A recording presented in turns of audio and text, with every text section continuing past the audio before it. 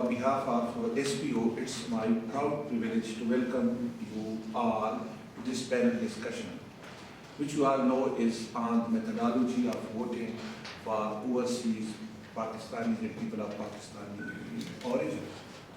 Natasha has already introduced SPO, which stands for Strengthening Participating Organization. That's the acronym.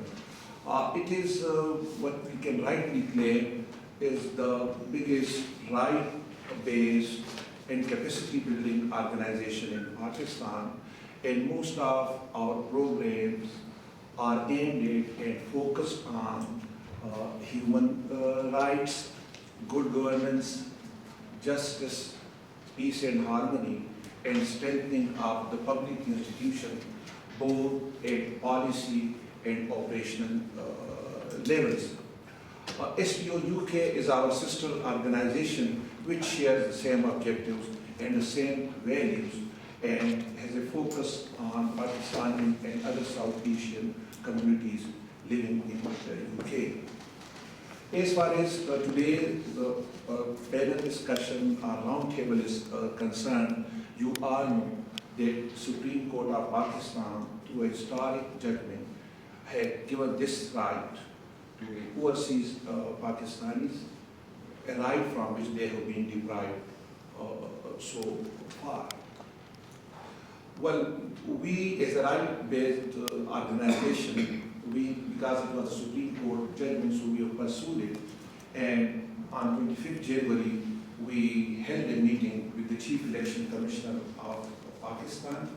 And the good news is that the government of Pakistan and the Election Commission of Pakistan are also very, very keen on this issue.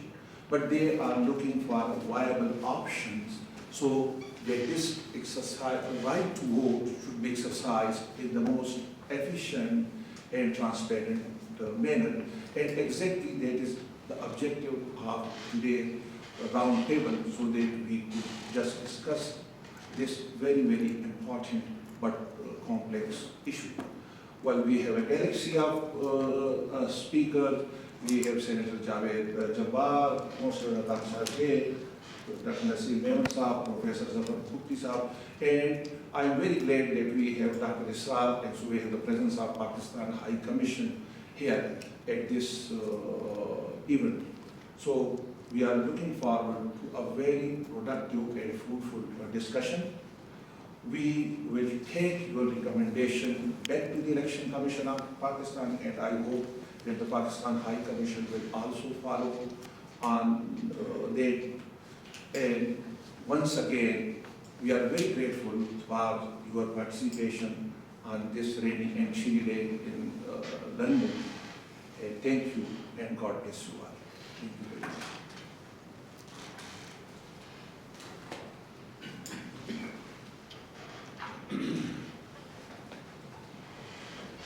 Thank you, Dr. Zafar. As you all heard from him, I don't need to repeat it, but they've had a very fruitful meeting with the Election Commission. I'm sure you'll hear more about that from them directly in a few minutes, where the notes of what was said at the meeting. For now though, I would like to call upon Professor Zafar Bhukti, who is our CEO for SPO UK. Okay, so we've changed this. So Mr. Nasir Mehmet. So if I could call Mr. Nasir Mehmet to discuss the context of this evening.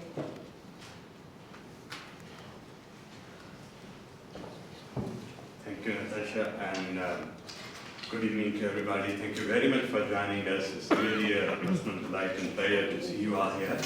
As Dr. Tufail mentioned before, that SPO for past 20 years in Pakistan mainly works on the issues pertaining to democratic governance, human rights, and other associated issues like peace and conflict and kind of issues that Pakistan faces.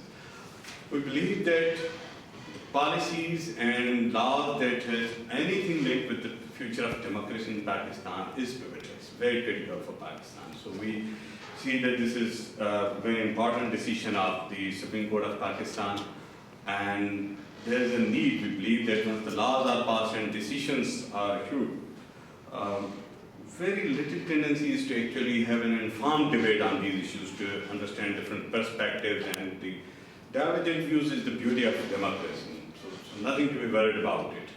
But eventually, how these divergent views converge towards a solution, a way forward, that can eventually strengthen democratic process in Pakistan.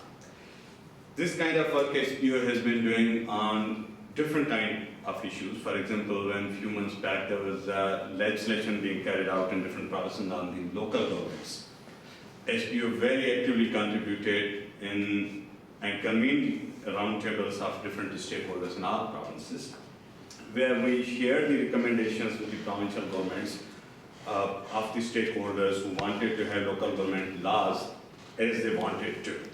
And we are very delighted that most of the recommendations presented by the stakeholders in those roundtables actually eventually became part of the laws on the local governments. We are still optimistic that one day Pakistan will have local government system.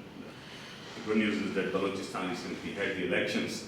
So we hope that that will set the trend for other provinces. Similarly, different laws, for example, when 18th Amendment was approved back in 2010, we convened again similar kind of roundtables in all provinces to discuss that what would be the implications of 18th Amendment, and especially how provinces should prepare themselves for this landmark achievement of democratic process in Pakistan. So in that continuity, when we heard about this decision, we were very keen that we should take this issue further, and the overseas Pakistanis are the main stakeholders. So that's how the SPO UK and SPO PK jointly planned this event, and this we believe is the first in this series. Hopefully we'll have more events in other cities, not just in UK but maybe in other countries as well. Very encouraging feedback came from the Pakistan Election Commission.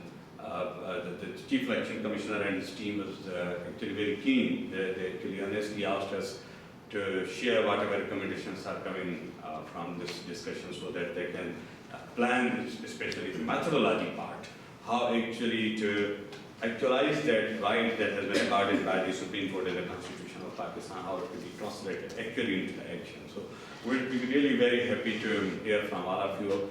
I'm sure you might have different political views on that, but we'll be very interested to know that how Pakistani diaspora living here sees that how this can actually be implemented, what should be the way forward on this. So we promise to take all these recommendations of today to the Chief Election Commissioner and his team. We're looking forward to have a very informed discussion today. Thank you very much for joining. Thank you.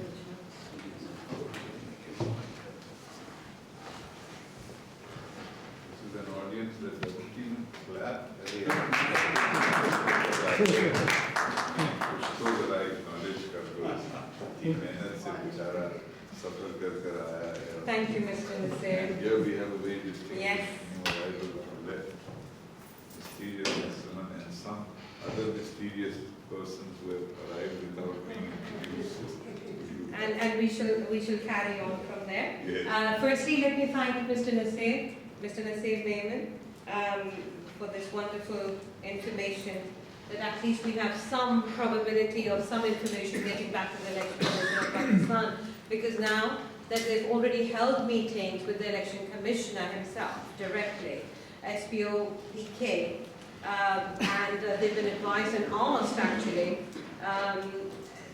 SPO PK has been asked by Election Commission of Pakistan to provide information and research and all the dialogue that happens over here, because they are interested in the research and they want to know how to implement that. I shall, of course, like to welcome Lord Qurban, who is supposed to have been here earlier, but I'm sure he was very busy. So thank you very much, Lord Qurban, for joining us. And we have some other guests who've just arrived. What we've done is we've introduced ourselves so that when we're having the dialogue, we can each know who's who. Can we start from there, please, Saliha? If you can introduce yourself quickly in 5 seconds, just your name and where you're from, or what position you hold. Sani Ali, private college, Stafford, and I'm a registrar, one of the directors. They all signed. They'll be signed. They'll do that. Right. My name is Maksud Bir. I'm also representing private organization here. Came here to listen what's happening, and I think I have great interest in democracy. So good to see you, Senator. Good to see you, Dr. Brownstein. Thank you. Yes, sir? Thank you. And Yes, Sarah Shah. hi, Sarah. And My name is Jahangir. I'm representing PTI. yes, thank you very much. This is, it's wonderful to see PTI represented here so well, and PPP so far. We're still waiting for PMLN, they're running late. They should be here any minute. We will not be party political over here. This is very non-political. We are here just for the good for the Pakistanis and Pakistan itself. So this will not be political in any sense. However, moving on to the next one, could I now ask Professor Zafar Bhakti, who is the CEO and Director for SPO UK, to come over here and actually give us the legal perspective on all of this. Professor Zafar Bhakti. A very good evening to you, ladies and gentlemen, and thank you very much for attending. And thank you for the panel and everybody's spoken so far. I'm not going to take too much of your time because obviously law is extremely boring. No disrespect to Barrister Qureshi, was a lovely man, and I'm very nervous to be talking to him, but anyway. Well, the law basically, with regards to this, of course, is convoluted and complex. But what I have done is in the package there is just a short synopsis, which is fairly straightforward. Dr. Patel mentioned that the Supreme Court has given us the right to vote. Well, yes and no, because in fact what it was is that when the judgment was given, and of course, as you've seen, that many people had locus standi to initiate this process, but it was two petitions. In particular, children, Nasir Balatal and Chairman of PTI, Mr. Imran Khan. And what I mean by yes and no is simply this, that the right to vote actually is quite inherent. It was fundamentally there under the Constitution of 1973. So it wasn't that we are now given a right to vote, if you see what I mean. It was always there. But what the Supreme Court did was declare this. It was a sort of declaratory judgment to say, yes, the right exists under the Constitution, so there is no further enactment by the parliamentarians to actually promulgate any sort of law and to bring this right into play. However, just quickly mention this, and that is, who are those people that can vote? So perhaps there is some confusion by some people. Because as I've enumerated there, and according to the judgment, there are three classes of persons. And of course, it's much more than that. Naturally, you have to be of age and so on and so forth. But in particular, it's really about who are overseas Pakistanis. One, of course, are naturally those who are living outside of Pakistan, living, working, earning, and of course, remitting back to Pakistan. Second, of course, are the officials and diplomats and so on that are in another country because of their jobs. And of course, sometimes the more contentious groups, I'm sure we'll hear about that later on, and I know Javed Sahab has an opinion on this as well, are those who are dual nationals, meaning that they are both Pakistani passport holders and national, and of course, another national, because as we know, there is a guesstimate of about 4.5 to 5.5 million, whoever you listen to at the moment, of overseas Pakistanis who may be able to vote. So therefore you can see it's a very large issue and could possibly change the face of politics if, of course, we all, did what we do and exchange our votes. So that's really what it is. But however, what the judgment does say is there is something else needed to be done. So it wasn't the remit of the Apex Court, the Supreme Court, to have any other legislation or anything else. But what it did do is direct the Election Commission of Pakistan, because under this doctrine of supremacy and separation of powers, the Election Commission of Pakistan has its own powers, it is separate. So that is the body which now has to perhaps enact some sort of delegated legislation. And more importantly, what we're going to discuss over today altogether is the modality of how this procedure will actually come, how will we actually be able to vote, because that is the grey area at the moment. So that's really all I want to just bring about you. So we do have a fundamental right under the 73 Constitution. It is just those modalities, and Javed Saab and all the rest of the panel and yourselves, we're interested in understanding and hearing from you exactly how we will be able to give our opinions and see one day how that will be. And of course, the judgment was really for the 2013 election, but as you know, there was not enough time, and therefore it did not happen then. So we're hoping in the next general election, what we discuss here now, and the Election Commission finally coming to some sort of agreement, will give us that modality, and therefore we can have a say in that particular process. So it's no longer an argument or debate whether we have the right to vote or not. We do. It's just how we're going to do it, if we do at all. Okay? Thank you very much.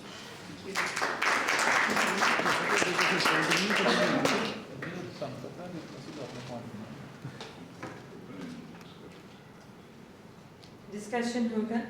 Firstly, thank you, Professor Zafar for that. Of course, that was a legal perspective of it, and he's a solicitor himself by profession, so who better to give us the legal perspective on it than him.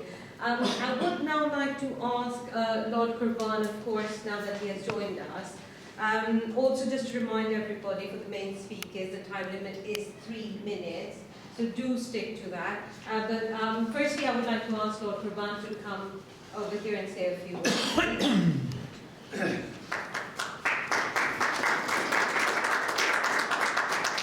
Thank you. Let's first of all apologize for being late, but some of you may know that the debate in the House of Lords we were discussing, and I had to leave before the Minister actually answers, was the question of whether Britain should recognise Palestine as a state or not. And that is a debate which is going on right now, and I was there for most of the debate. The Minister has not been able to answer yet, so I had to come for this meeting. I regard this meeting to be important enough as well. With that, may I say that my personal views are my personal views, just as much as anybody else is entitled to their own views. And I hope that if my views are not same as yours, you will forgive me, because one of these meetings which took place last year, I said what I had to say, and there were people in the audience who were opposed to the views that I had, and they made some fuss over it, and I said, well, we're in a democracy, and I'm happy to discuss people, but not to go into the press and whatever else and start accusing me of one thing or the other. But having said that, let us talk about the right that we all knew that it existed. Those who go back and cast their votes in Pakistan in their own parental constituencies has been a right throughout, as much as I know, although I have lived in this country for nearly 45 years, and my knowledge may not be as huge to compared to some of the other people who are involved heavily in the different political parties in Pakistan and who live there. May I just make a couple of points? One, if you ask I'm just going to talk about British Pakistanis, although the right is given to overseas Pakistanis who live all over the world, including Middle East, where I don't know whether they will be able to vote or not. That's a different story. But coming to Britain, if we ask the British Pakistanis on the street, and I have done that, I've done a bit of homework, how high up on their agenda is voting for Pakistan elections? I have to say, I had to move from 10, I'll ask 10 people and have a sample kind of decision. I couldn't find 1 in 10. I went up and I asked 20 people, and I couldn't find 1 in 20. And I went up to 30, and I found 1 person who was interested in going back, or at least interested in having it right here to vote. And then I went on to ask people how practical it is to vote in those elections. And I remember, and I have, although I've lived here for 45 years, but I have followed Pakistani politics thoroughly. And I remember in the recent years when one of the major political parties of Pakistan, who had branches here, and many of them do have branches here, who I might have to take more than 3 minutes because it's going to take a little longer than what 3 minutes. I'll give you a minute over. Okay, thank you. Who gave membership to, who opened their membership here in this country and held elections of their office bearers in the UK. And can beg me on that. And I just went to watch. One of their election offices were in Luton, where I live. And I went with some friend at 1 o'clock in the afternoon, and the ballot boxes were taken away already, and they were being counted. I mean, there were people with me who wanted to vote at 1 o'clock in the afternoon, and the boxes had already disappeared. And this is the kind of practices that people are, misusing. And I am not sure how it's all going to work if we are going to have ballot boxes and booths in the town. Who's going to monitor them? Who will have the legal right to do that? And how the votes are going to be counted and all the rest of it. It's a very gray area, I have to say. But having said that, I'm not still too clear who the right is being given to. Exactly. Because if people would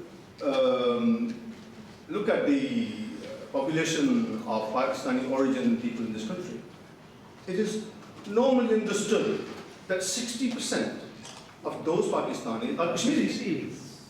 And even if they live in Pakistan, they don't have a right to vote for National Assembly unless they live inside Pakistan and not in Azad Kashmir. In Azad Kashmir, Kashmiris don't have a right to vote for National Assembly.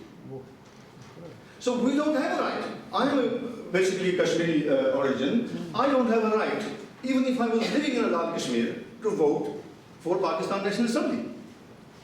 Because we don't have Pakistan National Assembly constituencies extended to Azad Kashmir, neither in the Baltistan.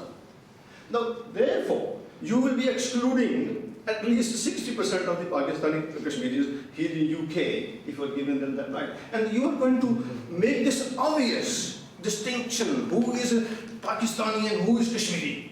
Make sure you do that, because otherwise, you can't have Kashmiris voting for the Pakistan National Assembly, because by the constitution of Pakistan, they can't do that.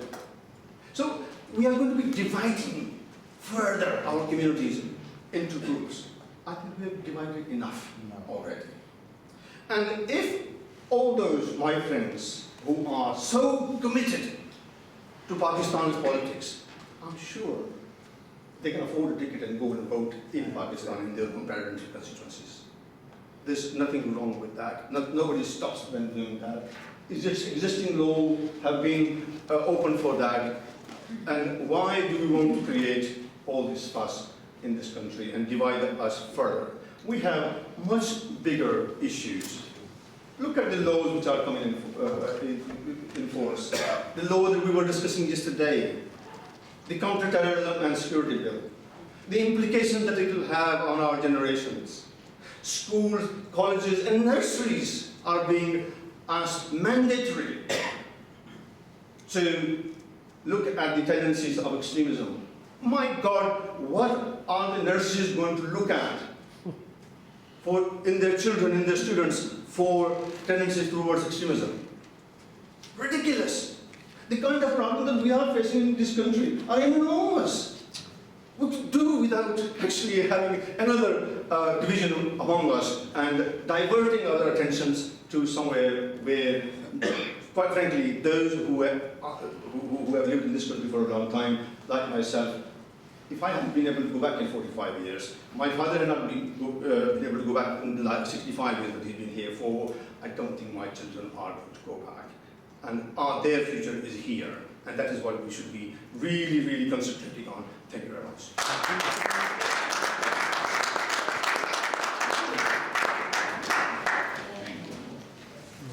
Thank you, Lord Kumran.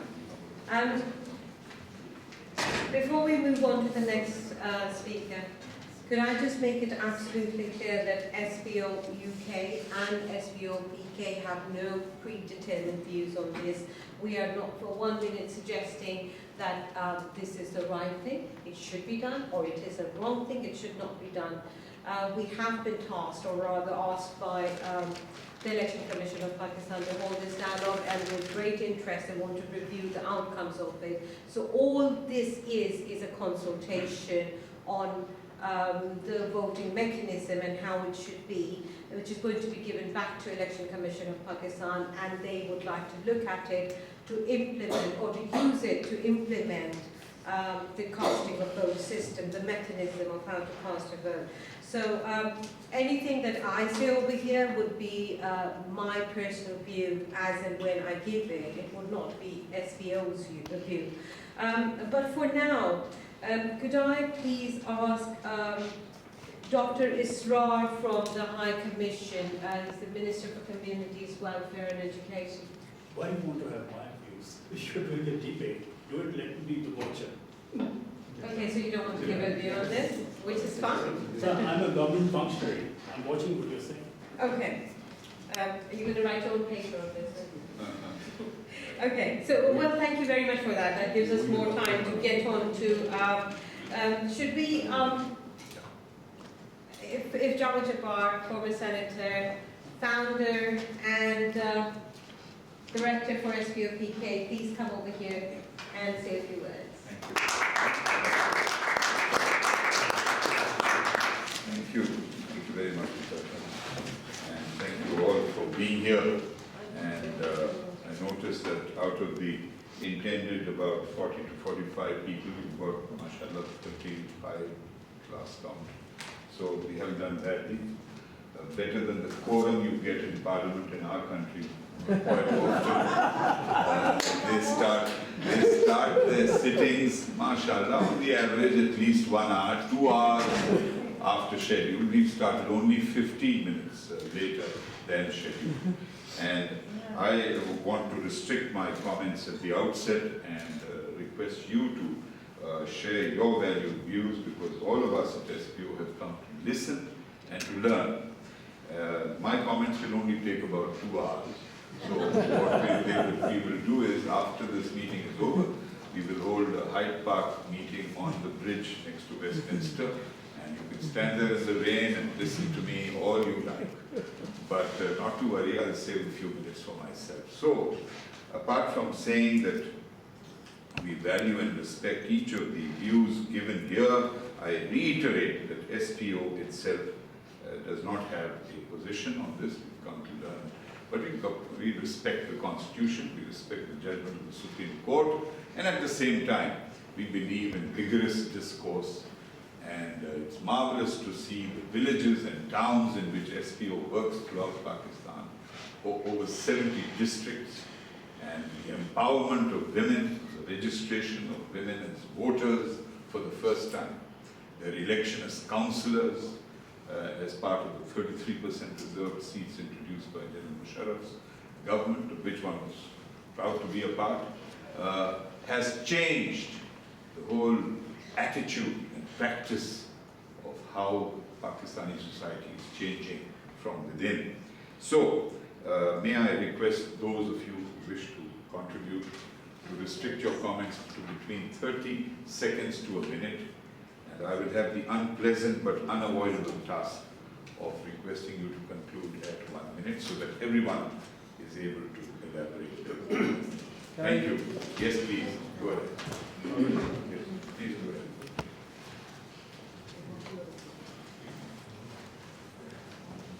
Bismillahirrahmanirrahim. My name is Tariq Dar. I'm chairman at the Pakistan Community Center in Hilton Green. Thank you, Jawad Sahab, Natasha, Honorable Lord Gurwan Sahab, distinguished guests, Assalamu alaikum. I intend to agree with Lord Gurwan Sahab. I am very vocal on this particular issue for the past 3 to 5 years. We have the right to vote in Pakistan, and I think the overseas Pakistanis should go to Pakistan and exercise that right. یہ نقطہ سمجھانے کے لیے یہ جو زبانیں ہیں نا اس kind of a form of a communication, یہ کوئی کوالیفیکیشن نہیں ہے. I will say a few words in English, Urdu and Punjabi. یہاں پہ برطانیہ میں لاسٹ سینسس کے مطابق 12 سے 14 لاکھ پاکستانی ہیں، جس میں سے کم از کم 8 لاکھ کشمیری ہیں، 5.5 لاکھ پاکستانی ہیں. یہ لارڈ قربان صاحب ہیں نا، ان کو آپ کاٹے تو خون بھی جو ہے نا وہ ہرا نکلے گا، اتنے پاکستانی ہیں یہ. لیکن یہ پاکستان کے الیکشن میں ووٹ نہیں ڈال سکتے کیونکہ یہ کشمیری ہیں. سمجھنے کی بات ہے، ہم نیبر کو نیبر کے ساتھ ڈیوائیڈ کریں گے. یہ ایکسرسائز برطانیہ میں نہیں ہونی چاہیے. خدا کا واسطہ ہے کہ آپ سمجھیں کہ میں نے 2 پول لیے ہیں 300-350 آدمیوں کے، ہاتھ اٹھا کے in front of political parties پوچھا ہے کہ do you want polling booths in UK in Pakistan elections. 99% put their hand up and said no, we don't want it. بھائیو بہنوں، یہاں پہ آپ کے گھر کے سامنے یلو لائن جو ہے نا وہ لگائی جائے نا تو اس کے لیے بھی کنسلٹیشن ہوتی ہے 3 سے لے کے 6 مہینے. یہ ہمارے رائٹ کی بات کی جا رہی ہے، ہم سے آج تک کسی نے پوچھا نہیں ہے. پچھلے منسٹر فار اوورسیز پاکستانی تھے، 3.5-4 سال بول رہے ہیں، وہ یہاں پر آئے نہیں. ابھی موجودہ جو ہیں وہ 2 سال سے ہم نے ان کو دیکھے ہی نہیں. یہ کون؟ یہ ہمارے نام پہ منسٹری ہے جن کو آنا چاہیے اور ہم سے پوچھنا چاہیے کہ آپ کیا چاہتے ہیں. I'm sorry, I'm going to be taking more than 2 minutes. You can shout me down. You can shout me down.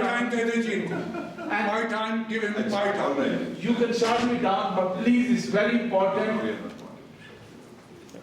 We're talking about biometric system, to cast the vote. And this system that you are polling booths in United Kingdom, polling booth in Pakistan, High Commission, election day, 9th of February, صبح سے لے کے شام تک آپ polling کروا لیں. 20,000 کی لائن ہوگی. Time is up, litigation شروع ہو جائے گی. Haven't been able to pass my vote. کتنے پولنگ بوتھ بنائیں گے؟ میں جیلم سے ہوں، میں ایک پاکستانی ہوں. میرے پاس جیلم کا ہلکے کی وہ ان کینڈیڈیٹ کی لسٹ بھی تو ہونی چاہیے، ان کا مینیفیسٹو ہونا چاہیے. یہ کیسے ورک ہوگا؟ یہ ورکیبل ہی نہیں ہے. برطانیہ میں ہم کو برطانیہ کے پولیٹیکل پارٹی جوائن کر کے یہاں پہ اپنا یہ رائٹ ایکسرسائز کرنا چاہیے. پاکستان جائیں، ووٹ ڈالیں، وہاں پہ ڈالیں. 160 ملین پاکستانی کا مستقبل ہم کیوں ڈیسائیڈ کرنا چاہتے ہیں؟ ہم 6 ملین پاکستانی اوورسیز میں، برطانیہ میں 12-14 لاکھ ہیں. Let them decide. ہمارے آدمی کے ساتھ تو پاکستان نے جو اشر کیا ہے، سرور صاحب آج رو رہے تھے.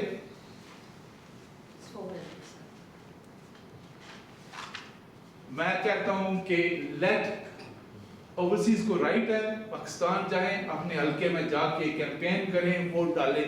یہ چیز برطانیہ میں نہیں ہونی چاہیے. یہ خراب کرے گی. ٹیلی گراف کی یسٹرڈے کی رپورٹ کہ بنگلہ دیشی نے پاکستانی ان کے الیکشن فراڈ ہوتے ہیں. یسٹرڈیز ٹیلی گراف. یہ کیا بیچ بول رہے ہیں کہ کچھ یہ ڈیمانڈ آف اوورسیز پاکستانیز. میں کہہ رہا ہوں، لارڈ قربان کہہ رہے ہیں کہ یہ ہماری ڈیمانڈ نہیں ہے. یہ کس بابو نے ان کو بتایا ہے کہ یہ ہم چاہتے ہیں؟ جی بہت سارے ہیں جو چاہتے ہیں. بالکل آپ آ کے بولیں نا جی، بالکل بولیں. میں کہتا ہوں کہ یہ ووٹ جو ہے نا، یہ پاکستان میں جا کے ووٹ ایکسرسائز کریں. یہاں پہ کوئی پولنگ بوتھ، پولنگ اسٹیشن نہیں ہونے چاہیے. بہت بہت شکریہ. Thank you. Thank you guys, very kind of you. And on behalf of PTI and on his own behalf, Sahibzada Jahangir Sahab has requested the opportunity to speak. میں ابھی ذرا debate چلتی رہے تو اس میں چلیے نا آپ بولیں. Give your viewpoint regardless. It was quite interesting. I know. Please go ahead. السلام علیکم. پینل کے اوپر سب کو سلام. آپ لوگوں کو جی ابھی جو لارڈ لقمان صاحب اور طارق صاحب نے Lord Qurban sir. जी हाँ, उसके ऊपर ओवरसीज वोटिंग की बात हो रही है पाकिस्तानी की। मैं perhaps दोनों तरफ हूँ 50-50, अगर हम वोट की हमें राइट भी हो ना भी हो, it doesn't make much of a difference because इतना कोई I don't think it's a major issue, or we will be elevated if we are given the right, we'll think goodness knows what we achieve. I don't think anything is like that. But what is important is that we overseas living in this country, we need to be addressing some major issues which are now facing us. We got to wake up and we got to face them. For example, Bashir Rafiq is sitting here and every year we hear about Pakistan society giving a dinner and people get together and there's a talk about Pakistan and Pakistan independence and all that. But what we lack here is, I suppose, a strong civil society. When we have a civil society, then I reckon most of the issues can be addressed, even the voting can be addressed, terrorism can be addressed, lots of other things, lots of injustices can be addressed, and that is not there. In my just a recent meeting at House of Lords, it was, I think, last week, it was in memory of the massacre that took place in Peshawar. One of the comments I made there also, and I can't help it, I have to say that again, that when it happened in Paris, 17 people died in France. The whole of the Europe, the common man, they traveled down to Paris. And the entire European leadership, hand in hand, came out and walked forward. A larger catastrophe, a much larger catastrophe, took place in Peshawar, where 140 children were slaughtered. I didn't see any demonstration of that kind in Peshawar, or for that matter in Islamabad, or for that matter in London, because our civil society is dead and buried. We living here, I don't know how many we are, but probably 1.5, 1.4, 1.3 million that we are. Our concentration all the time is, what did the minister, Home Minister said in Pakistan? What the MQM chap has said? What Imran Khan has said today? And we are switched on to ARY, Geo, Sama, and all those televisions. We are totally cut off from this country. And this is a country that has given the right to live here, that has given the facilities to live here. We should be more concerned who is going to be the next health minister, because our parents are getting old, we are getting old. Who is going to look after our national health? Now, we haven't got time for that. What we are worried about is how we are going to get, are we going to get the right to vote or not vote? So anyway, I'm not going in that because that obviously is a very complex, like Darsab has said, how many polling stations are you going to have?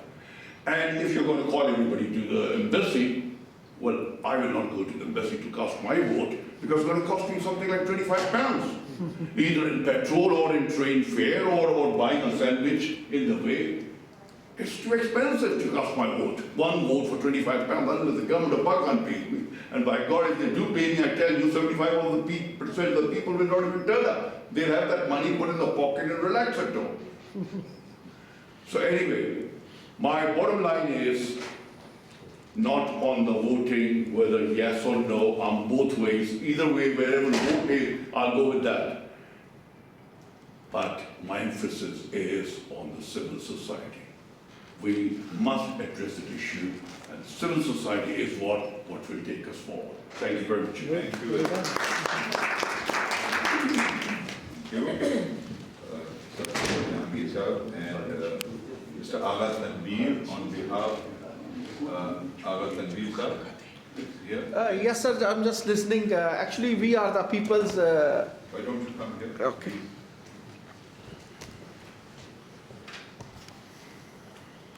Please identify your association. My name is Agha Tanveer Iqbal, Actually, our government is granting the right of the vote to peoples in the UK and Pakistan. But what happened is that I'm listening By to our government, please specify. Pakistan People's Party, because you know Mr. Asif Ali Zardari, he's the one who was the president of Pakistan. But now I'm listening the conversation. I don't think so, I'm not totally agree with that one, because 60% of the peoples not allowed to vote and 40% peoples are allowed to vote. So there must be a solution regarding about that. Thank you very much. Thank you. Thank you. But please, why don't you join us representing the Women's Association as the already know. Thank you. That's all for 4 out of 4. Assalamualaikum. I'm Basham Rafiq, and we started the UK or Pakistan Women's Association about 5 years ago. I am honored to be here with all you renowned gentlemen and ladies. I want to say one thing about this.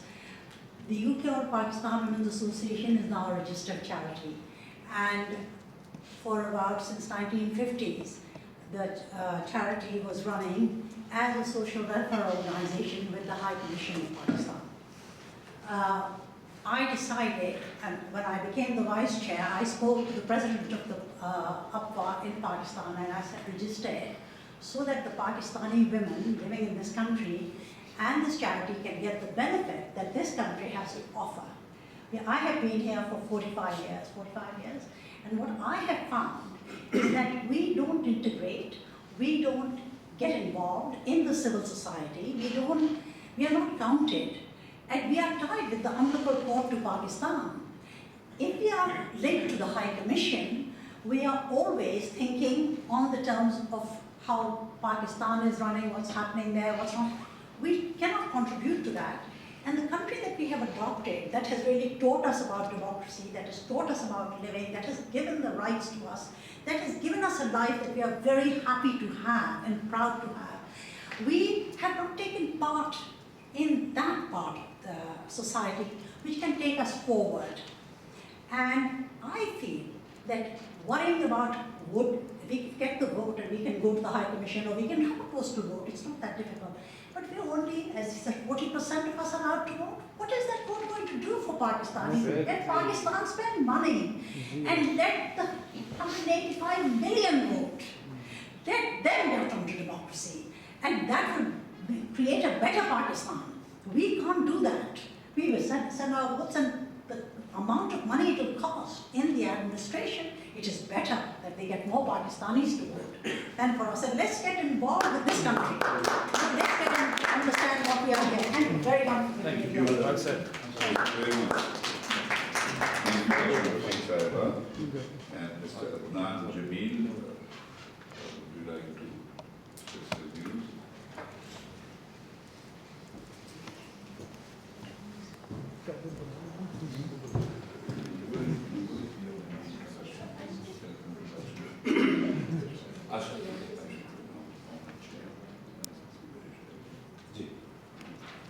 Assalamualaikum ji, thank you very much Moses panel और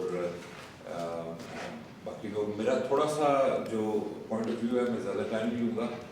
अगर हम पाकिस्तानी हैं, dual nationality है या जिस तरह भी हम किसी और मुल्क में, हमारा हक है कि हम अपने आप को एक्सप्रेस कर सकें और उसका एक ही तरीका है, बेशक वोट हो या ना हो या 20% है या 40% है, that's not an issue. Issue is how we should be heard. हमारे जो मसाइल हैं वो किस तरह देखे जाएंगे अगर हमारी रिप्रेजेंटेशन नहीं होगी. मेरा तो ये मुतालबा है कि ओवरसीज पाकिस्तानी वोट की एक वहाँ पे सीट होनी चाहिए, 1 या 2 सीट्स होनी चाहिए जो अपने अपने मसाइल को सही तरह वहाँ पे रिप्रेजेंट कर सके. वोट डालने या ना डालने से कोई फ़र्क नहीं पड़ेगा. जिस तरह भी है हमें एक किस्म की रिप्रेजेंटेशन चाहिए. हमारे जो बच्चे हैं वो आज पाकिस्तान के साथ उनका कोई ताल्लुक है क्योंकि मैं हूँ, मेरी माँ वहाँ पे हो, शायद उनके बच्चे भी शायद उनसे आगे जो होंगे वो क्या करेंगे. They don't have any association with Pakistan unless we do something, unless we sort of promote our culture, we participate in these things. उसके अलावा हम फिर बिल्कुल पीछे रह जाएंगे. और मेरा यही मुतालबा है और मैं हाई कमीशन वालों से भी यही बात करना चाहता हूँ कि We don't want to vote in that, but we should have some sort of representation. ठीक है जी? Thank you. Thank you. Thank you very much. Very kind of you. Thank you. Chairman. Jameel sir. May I just ask whether Mr. Jameel was speaking in his personal capacity or is he representing an organization? I was speaking on my personal capacity. Thank you very much. Thank you. As an overseas Pakistani. Yes, Iqbal Sindhu sir, on behalf of the PMLN is here. Thank you. Before you came in, we had announced, we had announced a limit of 1 minute, which we have a very elastic 1 minute. So elasticity, in your case, goes to 3 minutes because Assalamu alaikum. Distinguished guest here. I'm representing my party, but I would like to say a few words on my personal capacity. Just a couple of points. As we've seen that overseas ministry, federal ministry has not participated or done any kind of work in the last about 10 years. And I actually went to the parliament and tried to find the minister this time around, but he's nowhere to be seen. There's a lot of organizations here in the UK fighting for overseas rights and all that. I understand that they should raise their voice, but we should take a route through embassy and then approach the government. And there's an organization called Overseas Pakistani Foundation, which is a large budget there, and they're supposed to be looking after our interests here in the UK as well. If we're doing the right to vote, then definitely we have the right to fight the election as well, which probably will come after this. There's no proper mechanism which I know is in place right now. But there's a lot of suggestions. But I think embassy route, I think is more suitable, and we could go through embassy. Dr. Israr here has been appointed, and he's dealing with most of the things in the embassy here. So I think we should, as the brother was saying, that we should have representation there. We should have members representing us. Recently, Punjab government has taken initiative. The same Punjab is founded an overseas commission, and there's a commissioner appointed.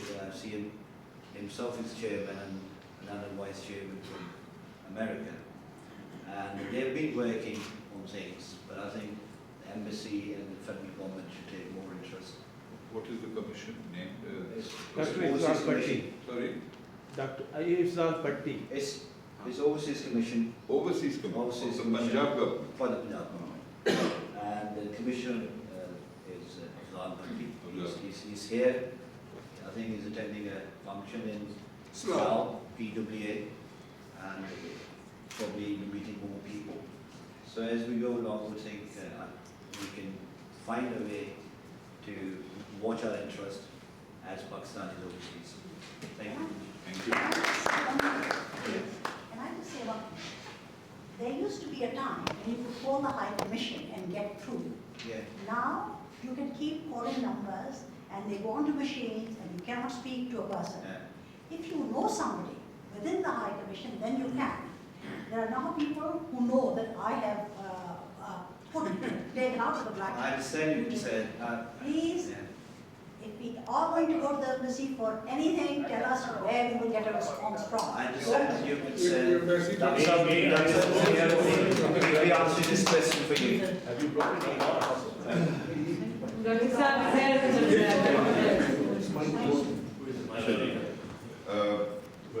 We have Mr. Atif Chaudhary on behalf of PTI Chief.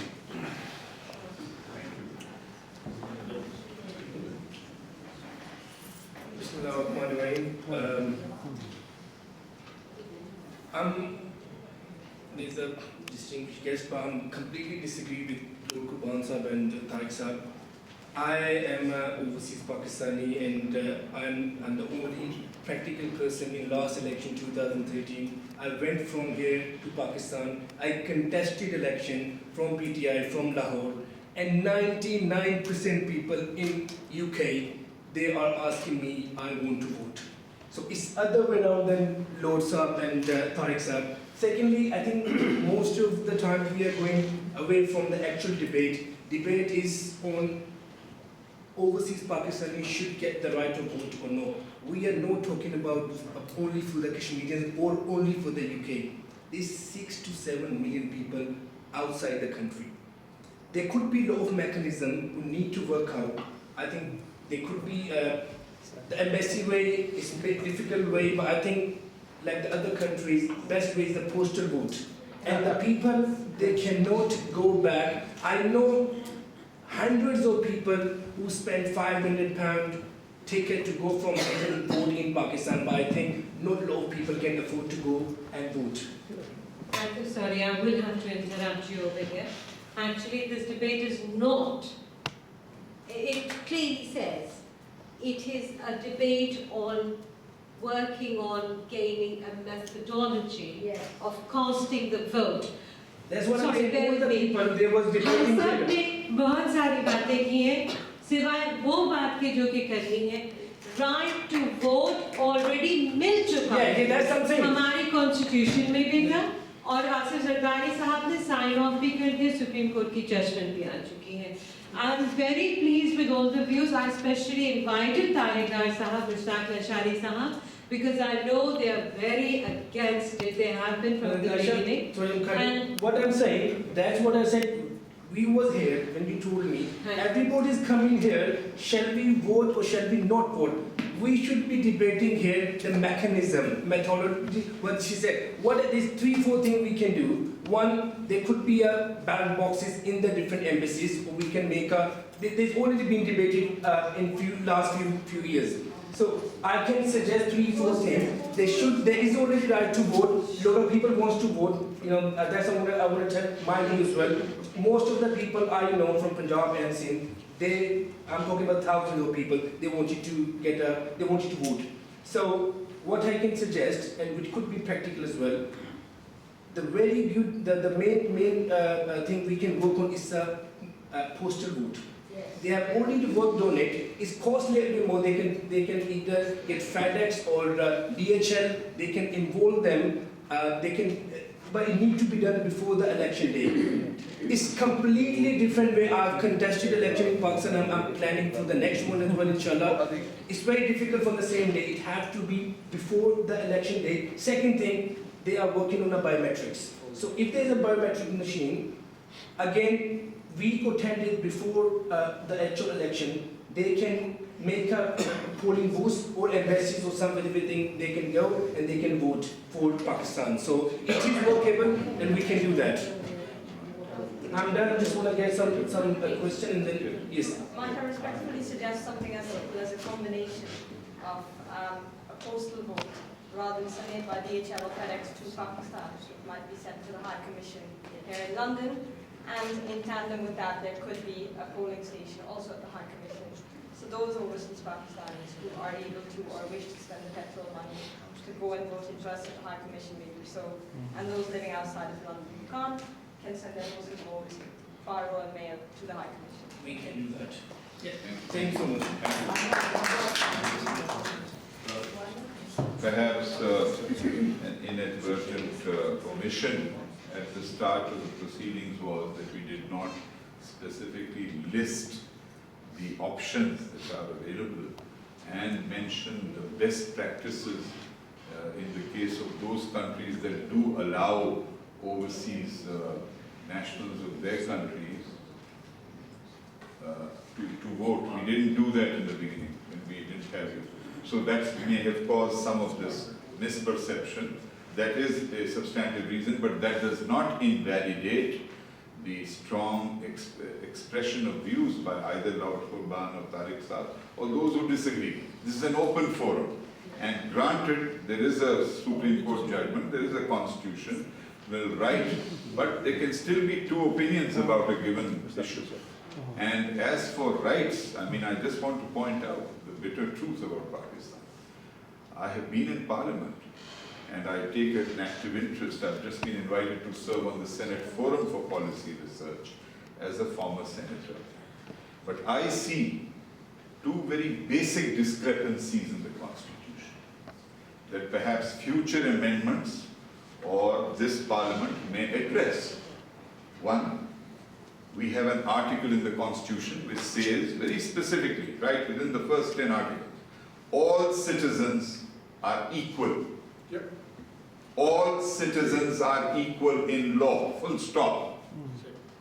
And then we get the historic 18th Amendment, which completely changes the structure of federal power and provincial power, and adds a disqualification. Previously, it was only the post of the president to which a non-Muslim could not be elected. After the 18th Amendment, now even a prime minister has to be a Muslim. Now, in a country where 97% are Muslims, I don't know what we are so insecure about. Are we scared of these 1600 Zoroastrians? There are only 1600 Parsis in Pakistan left now. Yeah. Is there a mortal danger that some Zoroastrian might be elected president? And if he is elected, what is he going to do? Is he going to damage the country? Zoroastrians are amongst the greatest philanthropists of Pakistan. So, I'm not saying taking a position on this issue, but I'm just pointing out that a constitution is not necessarily perfect.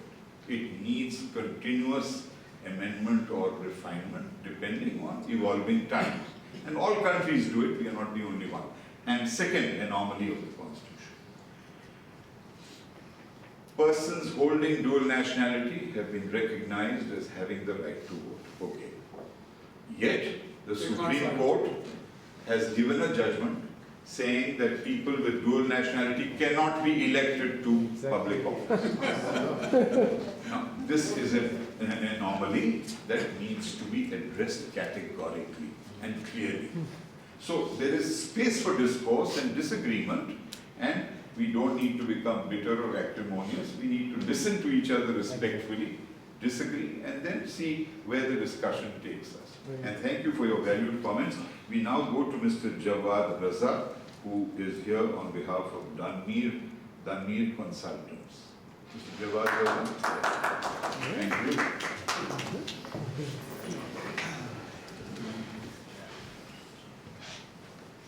Sorry. Not on behalf of that. Oh, sorry. It's my business name, so it's not. Okay. Your individual business. It's not an organization. My regrets. Any comments I make is going to come from that. Now, on the topic, Natasha will disagree with you that you don't like us to make comments on the right of vote or right of vote. We are talking about the process. The thing is, overseas Pakistanis did have a voting right, and then we got into case in Supreme Court. We want to talk about the process of But I personally do not believe in this, that overseas Pakistanis should have a right to vote anyway. And if you want to talk about the constitutional right, we should look into the spirit of the letter of the Constitution. The right was given for a certain reason. Now, in England, we live in England.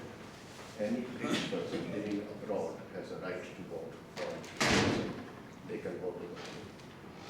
But there is a condition attached to it. Those people must have a direct connection with the British economy. They must have a taxation.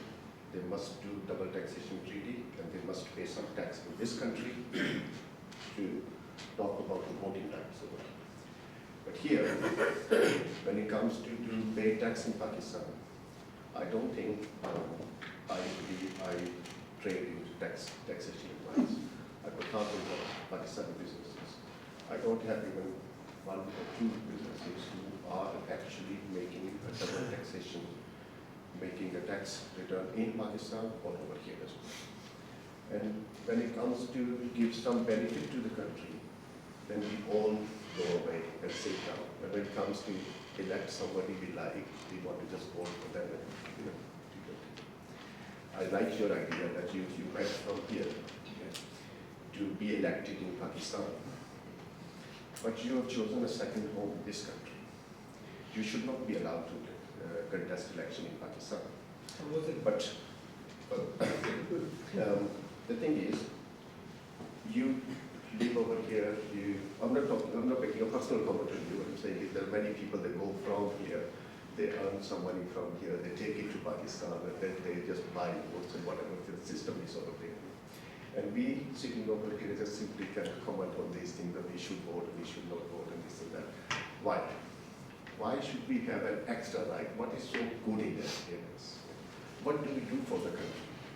We only complain that government didn't do this, we didn't do that, we didn't do this. But what exactly do we do? Why should we give something extra? We don't have to, fall over our head that we are supernatural. That we have a right to elect a government in Great Britain. We have a right to elect a government in Pakistan. Why should we do that? We should pay to that nation so that they could respect us. We abandoned that country of coming over here because this society, as I heard, that integration is very important in this society. We don't integrate it. It's not because we don't want to integrate with the British society. It's a possibility they don't want us to integrate with them. It's a two-way thing. Now, when any British person or an Englishman living in Pakistan votes for this country, we accept that. They continue having. They never give up their nationality. They always travel with the British passport. When we travel to Pakistan, we enter Pakistan over a British passport. Most of them. If you look at Mexican control, the people rather carry our ID card and to save, so we don't have to pay visa for people. We try to save money from every bit of problem. But we want to go and vote for it. Right? Well, I am personally against this thing. We must put our act right, and then we should talk about our rights. Well said. I just want to share with you the anecdote that occurred when I came yesterday to Heathrow, and the immigration officer was intrigued as to why this potential terrorist was coming for only 3 days. And he said, "Are you here to plant a bomb?" So he said that. No, of course not. He was just intrigued. Get 3 days by. So I said, "I've come for this interaction where I will be contributing to the confusion on this issue." So he said, "No, not to worry. In the recent referendum on Scottish independence, only those residing in Scotland were permitted to vote. Scottish citizens or residents of Scotland who were living in Wales or Ireland or Scotland, whatever, Northern Ireland or England were not allowed to vote." So that's just an interesting aspect of this. We now have Hina Malik. Ms. Hina Malik, would you like to come and share your views? You are associated with the PMLN, and then we have yourself.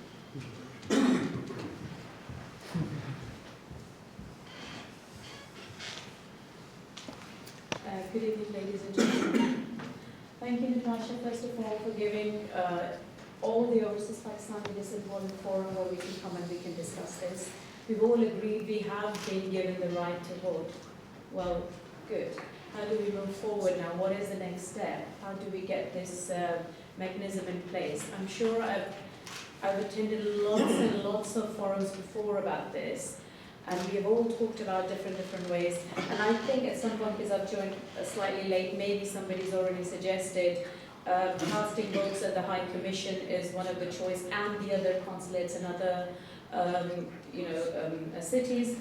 We should be given a right to the postal vote as well, as we have the same system in UK. Everybody has got a choice, and the other online voting.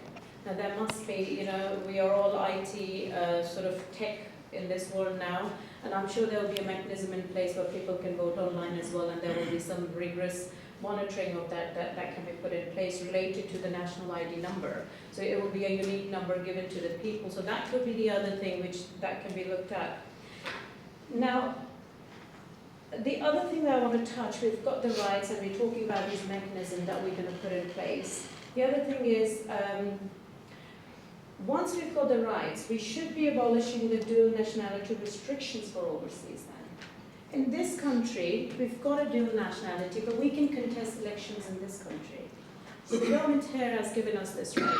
So why has the Pakistan put the restriction on that we have to, give away the dual nationality and just have a Pakistani nationality for us to go back and contest elections there? If somebody is very passionate. But now that we've got the voting right, I'm hoping that that restriction will be taken off. So you can still hold on to the dual nationality where you could go and contest election. If you're passionate enough, not everybody is going to speak up, and not everybody is going to fit the criteria of being a politician. They are representation of some kind of a party, but some are very individual, they are very passionate, they want to make a difference, and they have the capacity and capability of doing so. Then they should be given the right to do so. The other thing I would also say, the right to vote also give us right to contest election, which I've already agreed. But I would agree with the previous speaker there, being overseas voter, the right of representation. That's the other thing, the first step. Before all this is put in place and the things are going, the next step should really be there should be an overseas representation from the overseas who are really within us, who lives here, who understands our problem, and who's not just somebody nominated from Pakistan with somebody who's chosen it over us, and they come here and they just decide that we can go up to them and we feel free to tell a problem. What do they understand? I cannot go into Pakistan and I cannot understand the full scale of problems or issues which are there. But I can understand because we are living here and we are going through it on a daily basis. So I would prefer that somebody, this mechanism should be fought for, that there should be at least a start should be the representation from here, should be selected by the overseas, and then it should be taken, and the Pakistan government, whichever it is, irrespective of what government is in place, they should all just, say okay to it and work with it. Thank you. Thank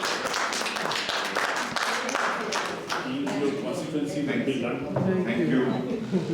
Thank you. We now have Sheikh Rahman Saab, who would like to express his views. Please. Thank you. Chairman of the Federal Group. Thank you, sir. Sir, I would entirely agree with what Jawad Raza said.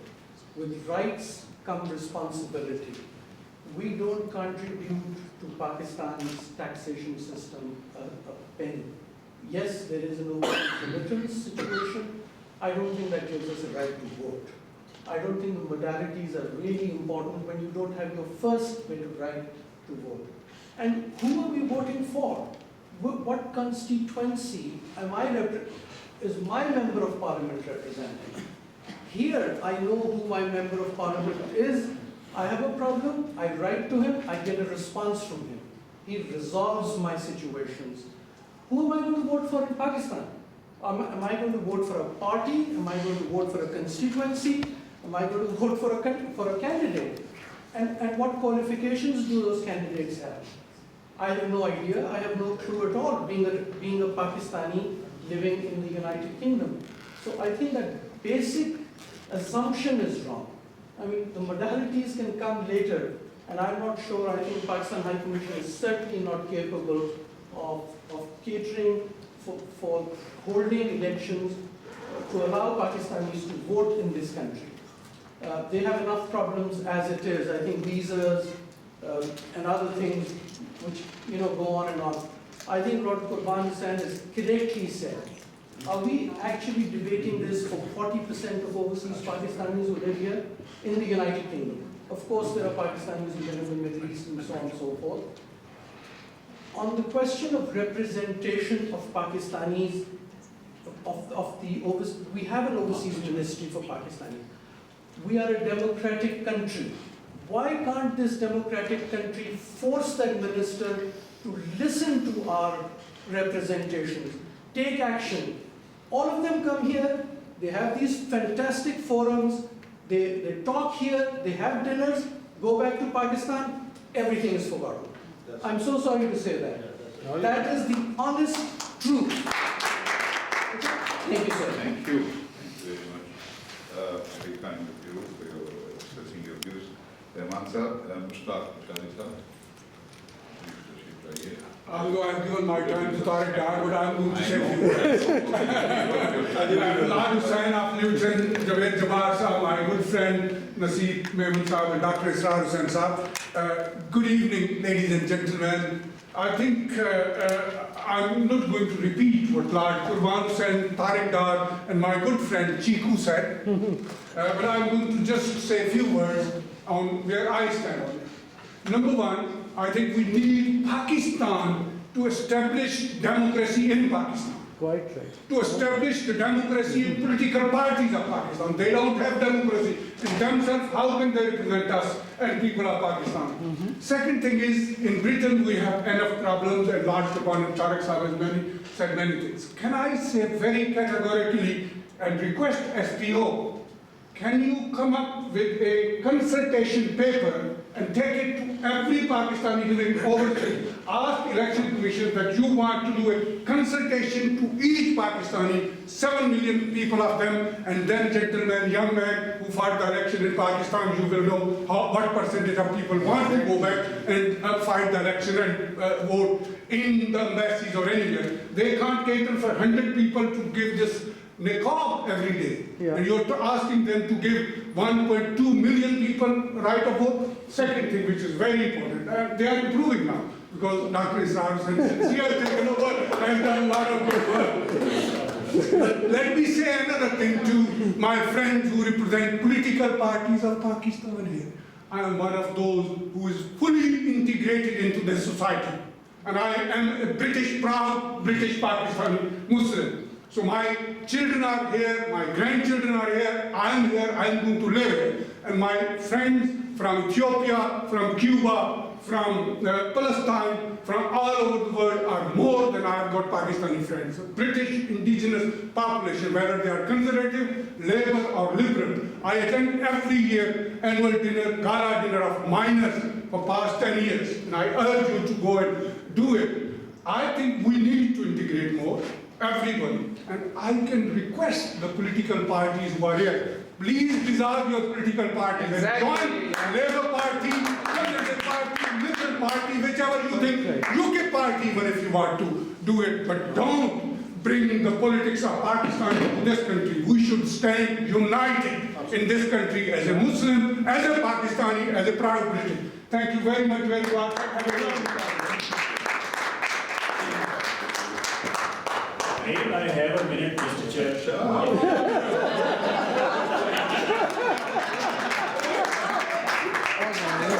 Yes, you couldn't check it anymore. Very good evening, Senator Javed Sahab, Lord Qurban Sahab. Assalamu alaikum to everybody, and Bismillahirrahmanirrahim. I have been listening to this debate patiently, and I wanted not to become part of the debate and just conjure what could I, from what was the views of one faction, another faction, one political party, other political party. I will just give a food for thought, because debates always elicit cognitive function of the brain. So only three liners, 3 comments. First, a share by Allama Iqbal. जमूर वो तर्ज़ हुकूमत है कि जिसमें जमूर वो तर्ज़ हुकूमत है कि जिसमें गिना करते हैं सबको तोला नहीं करते. 1. Second, integration in this society is food for thought, everybody sitting here. Third, now let me tell you, when this right which always has existed for all the overseas Pakistanis, or I would say Pakistanis, to vote was reiterated by the presidential ordinance and later by the Supreme Court, I was given the task to arrange for the voting of overseas Pakistanis. We calculated the figures.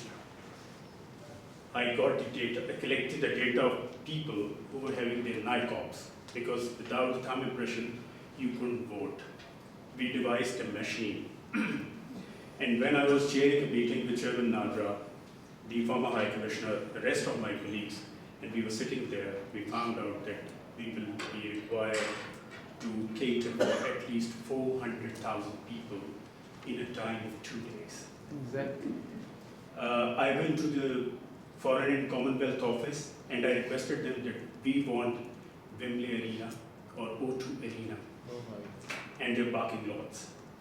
The amount of money they asked and the estimates which I sent back to Pakistan were so enormous that the ECP decided to postpone this issue for the time being.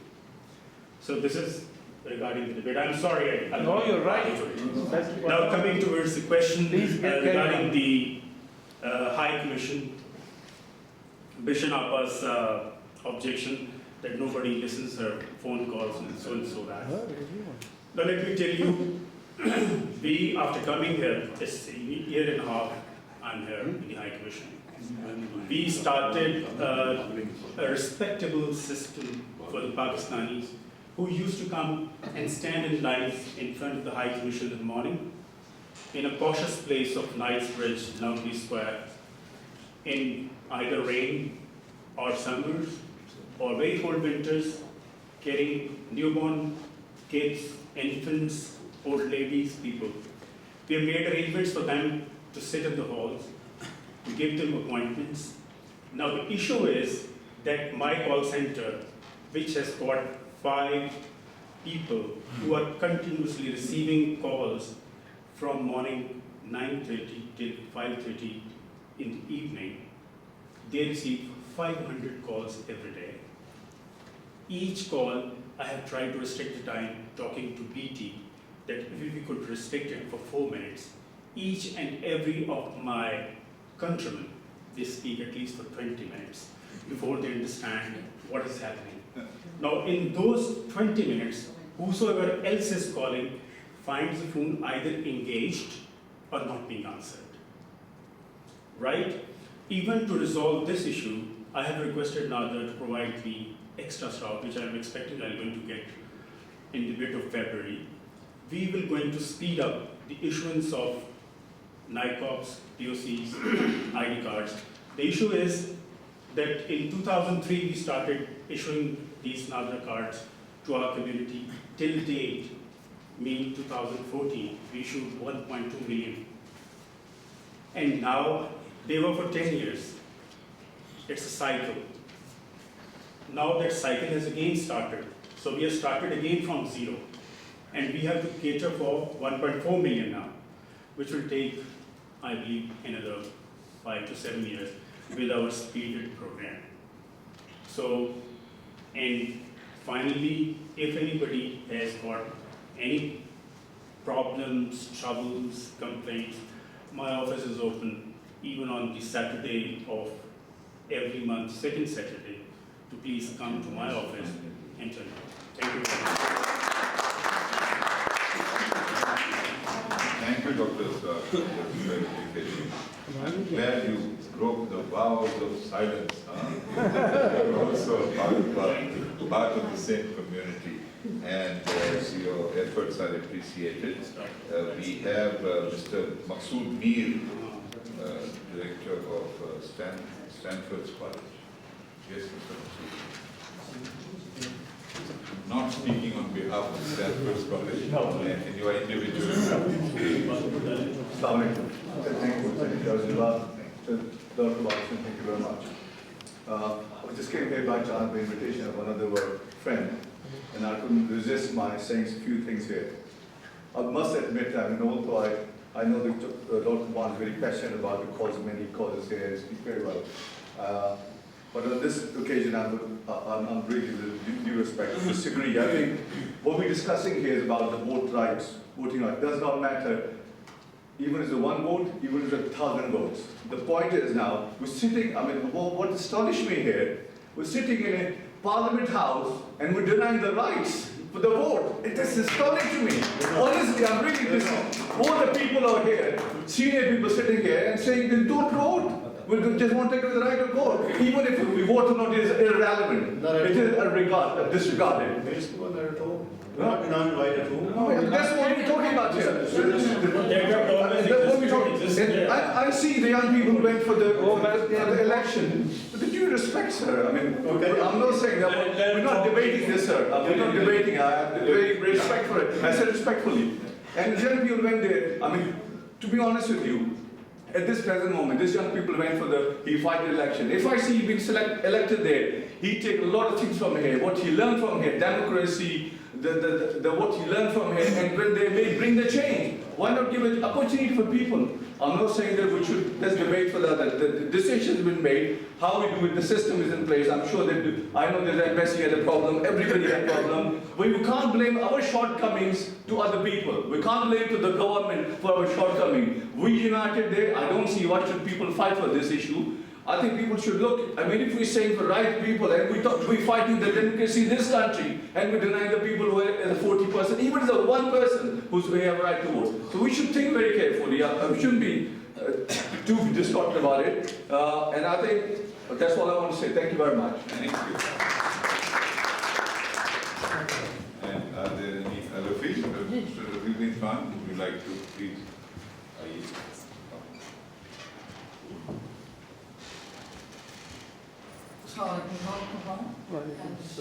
And my mentor, Mr. Javed. Actually, this is a piece of information. I've been working at election office, at polling station for quite some time, and 2 years as a presiding officer. So I just want to slightly, with all due respect, contradict a couple of gentlemen who said that there's voter apathy exists amongst Pakistanis. No, it doesn't. There are lots of people who Pakistanis, of course Indians come more, to do vote, and they do discuss and they do ask about who's doing what. There's a typical example. And Pakistani selected as a councillor. So they do come over there and they cast their votes. So that's the only information. And of course, there's slight difference the way the election is done over here and over there. One night, I was taking, as a presiding officer, I had to collect the voting boxes in my car, and I was driving to where I had to deliver. And suddenly it struck me, I completely froze. And I thought, there's no police guard. I've got these boxes of votes. There's nobody outside. It's 11:30 in the night. It's eerie. What if somebody stops me? Nothing happened. All I had to do is just take it to the Grand Council Returning Officer. They counted. Everything was so organized. There's nothing saying against Pakistan, but just an experience. Thank you very much for listening. Thank you. Yeah. Don't worry, in peaceful Pakistan, Rafi Saab, peaceful Pakistan, there's hardly anything happening there. You can see hundreds of ballot boxes going home wherever they're supposed to go. Where's Martin? They're very used to that. Now, Natasha Sheikh Sahiba. Natasha Sheikh Sahiba, in your own individual right. Yes. You're proud of you. British Pakistani. So in my personal capacity, Javed Advari Sahab, Lord Shukriya, my Lord, thank you for being here with us. A few things that I've heard. Firstly, I would like to talk about integration. I'm hearing a lot about integration. I don't think anybody could be better integrated than we are, the ones sitting in this room at the moment. We are over here, we are talking about it. We are parliamentarians over here.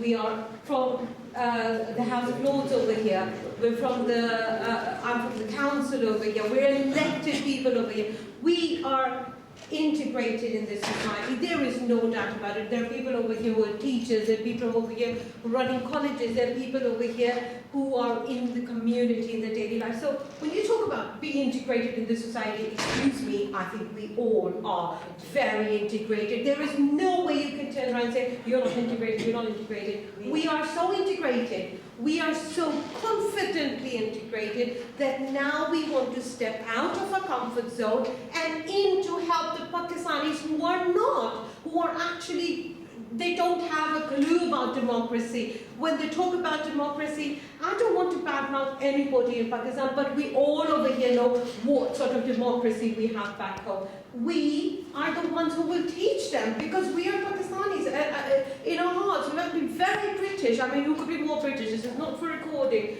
You know, being married to white people over here, having children with them. We are integrated, we are confident, we believe in democracy, we go out and vote. I think majority of our Pakistanis vote over here. But having said that, in the British society, come our election time, 53% people turn out to vote.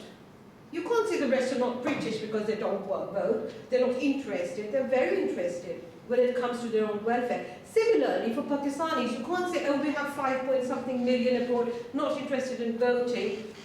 There will be a percentage who will not be interested in voting where they live either. You know, you're not going to say, oh, just because those people are not interested, we're not going to let the rest of them not be interested either. It's for your own democratic right, and this is all in my personal capacity. I believe you should have the right. When we say the mechanism of voting, the Election Commission of Pakistan, or rather the e-voting was totally thrown out.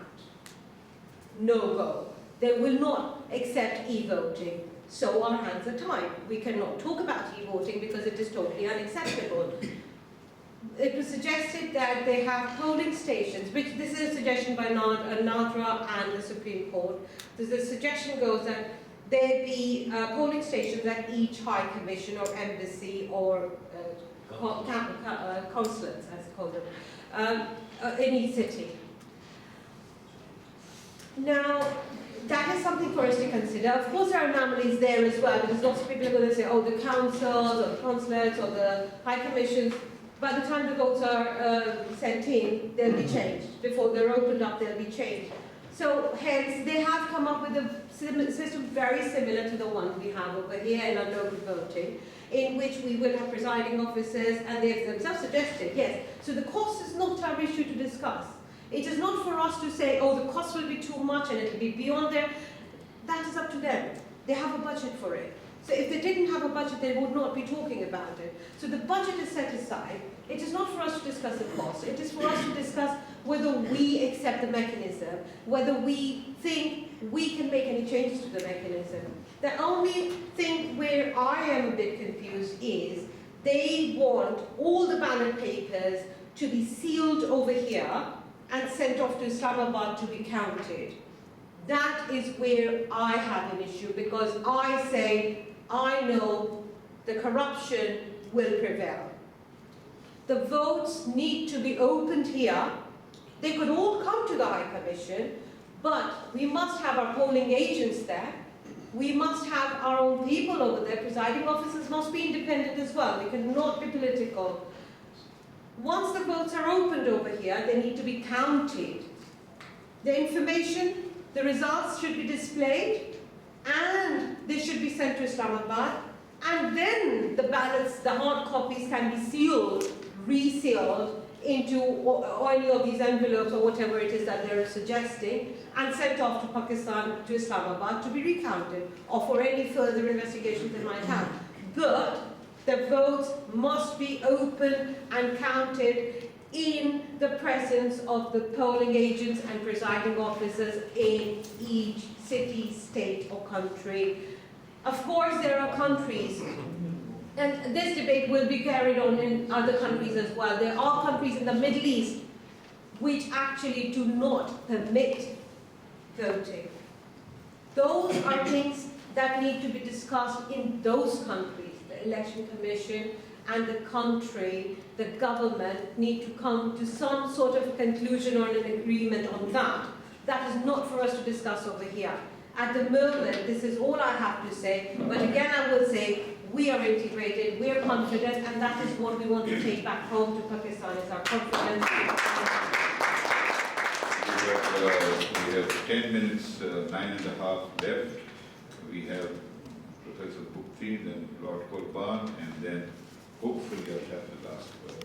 But, Lisa. No, just very, very quickly, just 2 seconds. Some of the comments that were made, I just want to answer them. One was about, well, one of the better word, domicile. I think Professor Arthur could probably answer that, but from my knowledge, the way that will work at the present, what the ECB and the Supreme Court is saying, is that whatever the address or location of the domicile on your NICOT card, that is what will be used. So I think somebody asked that question, so hopefully that answered that. I'm not saying it's a perfect system, that's what is in place at the moment. The other question was about, Natasha said about e-voting. Well, the ECP hasn't disregarded that or ruled that out yet. Maybe No, we are manufacturing a machine. we are just trying to figure it out. There was just not enough time in the 2013 election, but that is something that is going to be worked on, because I think that's what everybody who does want to vote, I'm not saying everybody wants to vote, because obviously there's a divided opinion here, but that is something that is going to be worked out and be cost effective and so on. I know there's a concern about, in the integrity of voting there. One last thing was about the Middle East. I think just important to mention.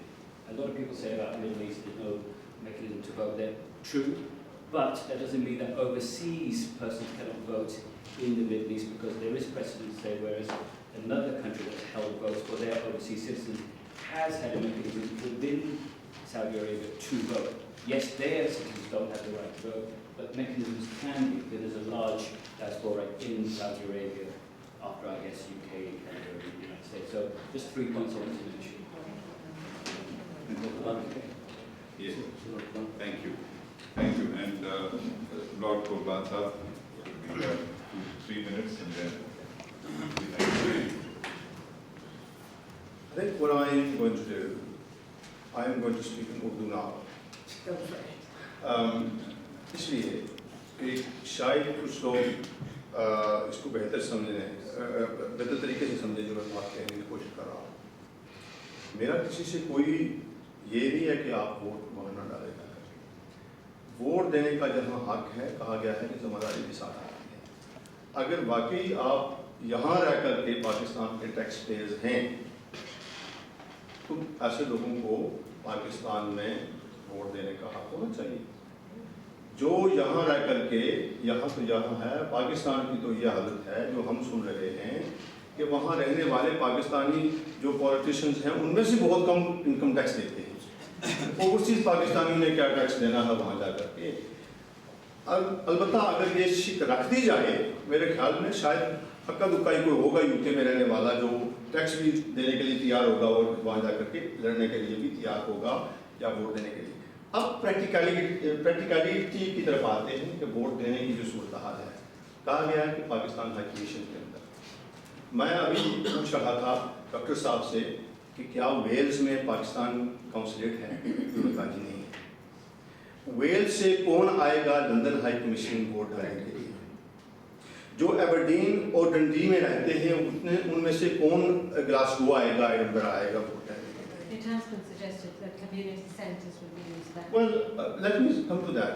When we talk about the polling booths being manned by our own people, civilians, I have given an example earlier on how, अगर पाकिस्तान के अंदर यार हम नहीं कर सकते तो वहाँ कम्युनिटी सेंटर के अंदर हम कैसे मैनेज करेंगे और तो उनको कौन सेफली वापस जो है वो उसके अंदर लेकर जाएगा पाकिस्तान हाई कमीशन के अंदर। और फिर मैं आपको एक और बात बताऊँ, जो इलेक्शन लड़ने की बात है, मैं सुप्रीम कोर्ट के इस फैसले से बिल्कुल मुत्तफिक हूँ जो उन्होंने जो हमारे ड्यूल नेशनल्स हैं उनको इलेक्शन लड़ने पर पाबंदी आई है। उसकी वजह सिर्फ आप सब पढ़े लिखे लोग हैं, जो ओथ लेना पड़ता है इलेक्ट होकर के, वो ओथ पढ़िए और यहाँ की सिटीजनशिप के जो आपके ओथ है उसको भी पढ़िए, वो बराबर रखिए, आपको कॉन्फ्लिक्ट ऑफ इंटरेस्ट बिल्कुल क्लियर सामने आएगा। सुप्रीम कोर्ट ने जो फैसला किया है बिल्कुल दुरुस्त फैसला किया है। You can't have people giving allegiance to both countries at the same time, ठीक है? इसलिए जो भी वो फैसला है मैं उससे इत्तेफाक करता हूँ। अब मैं ये कहने लगा हूँ कि अगर हम ओवरसीज पाकिस्तानी की बात करते हैं तो अमेरिका में रहने वाले भी पाकिस्तानी एक बहुत बड़ी तादाद में है। वो यानी जहाँ हमारा सफारतखाना है वहाँ से 4-6 घंटे की फ्लाइट लगती है जहाँ कई पाकिस्तानी हमारे रहते हैं। ये इम्प्रैक्टिकेबल है, मुमकिन नहीं है। मेरा इससे इख्लाफ नहीं, इख्लाफ अपनी राय हो सकती है। और I am somebody who has some experience. I have fought nearly half a dozen elections in this country. I've been a local councillor, I've been a parliamentary candidate, I've been a European parliamentary candidate, and finally I've made myself way to the House of Lords. कोई ये मैं experience की बुनियाद पे कह रहा हूँ। جہاں جہاں ہمارے میں نے کہہ رہا ہوں کوئی درست ہے یا غلط ہے لیکن اس سے پہلے ریفرنس دیا گیا ہے یہاں انگلیاں اٹھ رہی ہیں جن حلقوں میں ہمارے پاکستانی یا بنگلہ دیشی زیادہ تعداد میں بستے ہیں وہاں ریگنگ کے لیے لوگ سجیسٹ کر رہے ہیں کہ شاید یہاں ریگنگ ہوتی ہے. There's only one instance. نہیں بہت سارے لوگ جیلیں جا چکے ہیں جی برلن میں پیٹر برو میں برمنگم میں جیلیں جو لوگ جا چکے ہیں اور میں ان کے نام بھی لے سکتا ہوں میں جانتا ہوں ان کو. آپ کیسی باتیں کرتے ہیں یہ وہ چیزیں ہیں I have been involved in British politics for the last 20 years. مجھے کافی حد تک شہروں کا بھی پتا ہے جگہوں کا بھی پتا ہے ایونٹس کا بھی پتا ہے اور جو بھی بات کہہ رہا ہوں یہ کسی سے سنی سنائی نہیں کہہ رہا ہوں میں پرسنل ایکسپیرینس کی بنیاد پر بات کر رہا ہوں. اب پریکٹیکلی جو سچویشن سامنے آ رہی ہے اس کی وجہ سے میں سمجھتا ہوں کہ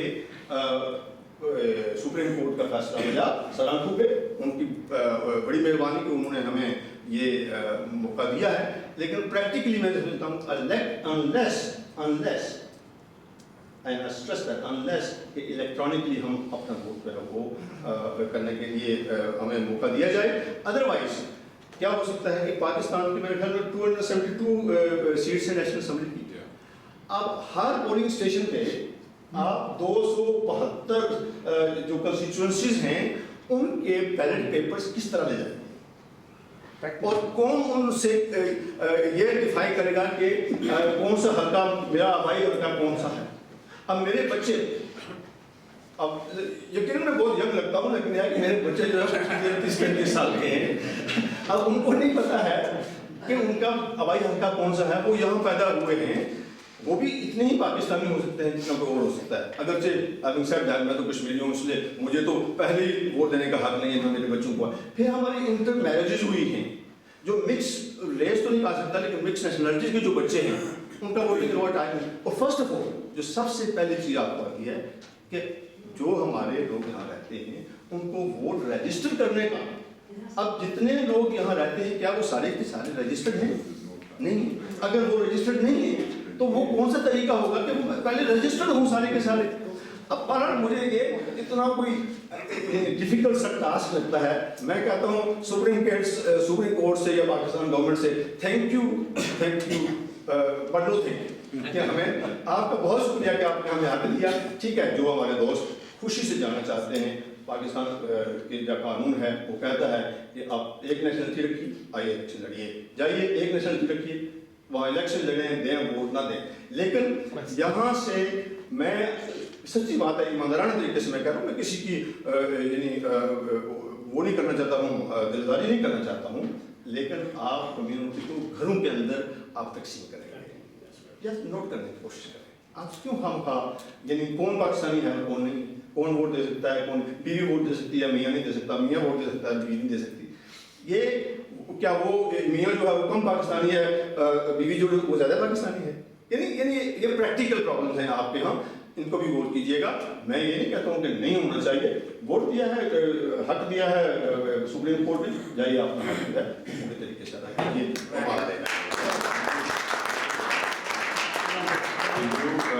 Natasha has said that we could go over time, so let's have 10 Just a question. Ji. My question here is that we're talking about elections in Pakistan. That means the general elections, baldiyati intikhabat, Subai elections. We're talking about if there are a right to exercise this, then the elections in South Kashmir, the baldiyati local election in South Kashmir, this will be ongoing. It will not stop. It's not practical. صبح سے لے کے 9 سے لے کے رات 12 بجے تک پاکستان ہائی کمیشن یہاں پر 10 کمیونٹی سینٹر میں آپ پولنگ ڈے رکھ لیں. مہینہ گزر جائے گا 2 مہینے گزر جائیں گے. You will not be able to cast people's vote and then they will start taking you to court کہ was not allowed to vote. There will be litigation. Thank you. Any other comment from the floor on all that was said? Please. With your speech, Lord Kubansa, with utmost respect, and my regards that I hold for you, I just feel that there's a lot of negativity. To move forward, everybody wants, this is a democratic right. We need to just move on. We need to take a step forward now. We are integrated, we are here. If we can vote here, we can vote for Pakistan. Start from a simple thing. Let's not vote into all those smaller votes, you know, like Subai or provincial, whatever they say. Just a major one big one, something, a smaller step, please, sir. We need to get rid of this negativity. I found this in our community. As soon as some initiative is taken, there is more no's and no about it than there are yes or saying, okay, let's try. We don't even go down that road. Somehow I feel there's so much in it. It's like what happened this morning when I saw Governor of Punjab, you know, he sort of resigned. It took my hope away. Because I've been passionately involved in the politics here, and I've been involved in the politics of Pakistan. I'm passionate. I want to work, I want to give my thing back, but I felt the hope is taken away. And this is the reason why it takes away. When there is an open forum, we're talking, there's so much negativity, we don't want to even try. Please, can we just go forward and think, let's just put forward little small steps, but go in the right direction.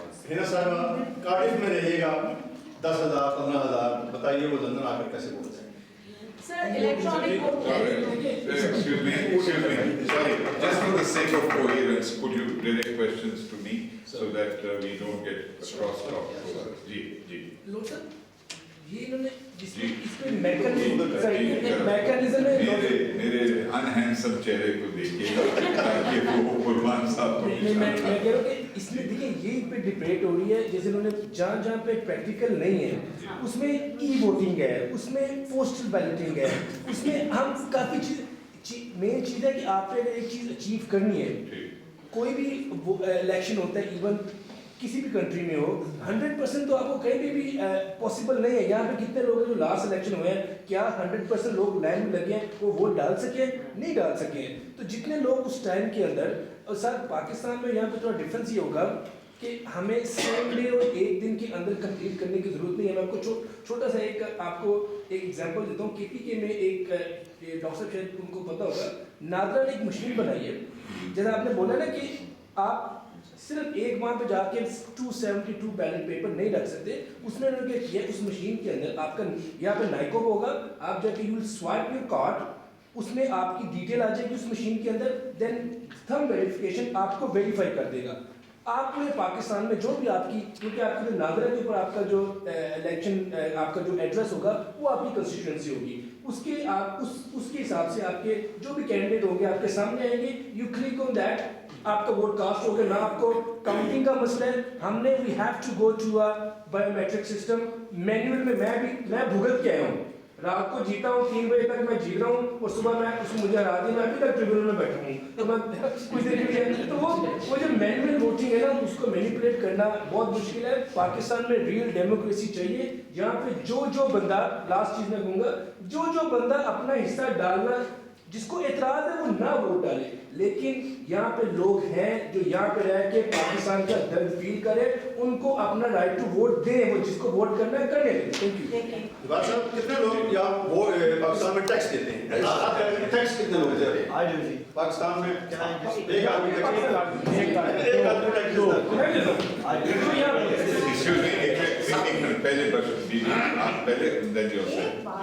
सब लोग कह रहे हैं कि हमें पाकिस्तान में vote देने की इजाज़त होनी चाहिए और वो इजाज़त मिल गई और अब जाके हम वोट कर दें वहाँ। और आप कह रहे हैं वोट क्यों दिया जाता है? इसलिए दिया जाता है कि आप जाके खिदमत करें उन लोगों की। आपको तो ये भी नहीं पता कि क्या प्रॉब्लम्स हैं वहाँ। आप तो यहाँ बैठे हैं, किस सूबे में क्या प्रॉब्लम है, आप जाते हैं, खड़े होते हैं कि भाई मैं आपका ये प्रॉब्लम सॉल्व कर रहा हूँ, आप मेरे लिए वोट करें। आप यहाँ से बैठ के वोट कर रहे हैं किसी के लिए और फिर आप वापस आ गए। आप वही होना चाहिए। मैं तो विजिट करूंगा तो वही होगा। अच्छा विजिट करना तो मना नहीं है।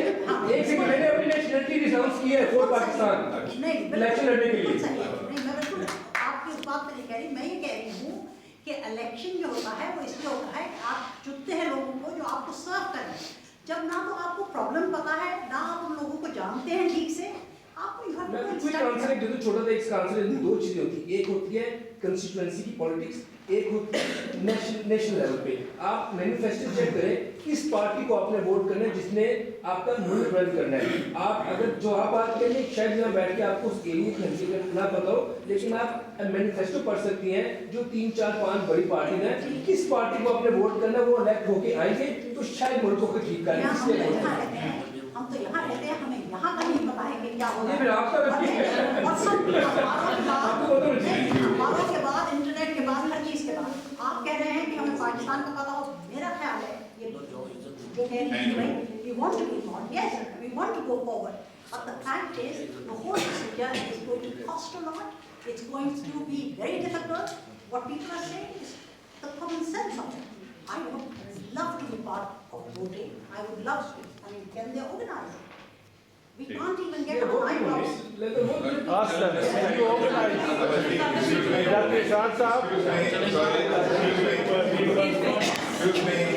In millions of pounds, excuse me, the government of Pakistan can afford with having so much of loan money and so many shortcomings. Power, just factor that. Thank you, Ji. Yes, you wanted to say something. It's very surprising to hear from him. From? You should, Lord Saab, you're allowed to vote, but you're not allowed to contest the election. Excuse me. If he's put into this scenario here, that he's allowed to vote and not to contest the election, how would you feel about that? He's saying that we are only allowed to vote, but he's saying that we should not be allowed to contest elections. It's a contradictory statement. ये मेरा view ये था, मैंने supreme court के फैसले की हिमायत की है।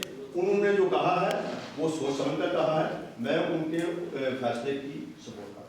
But what would you लेकिन आप say about it?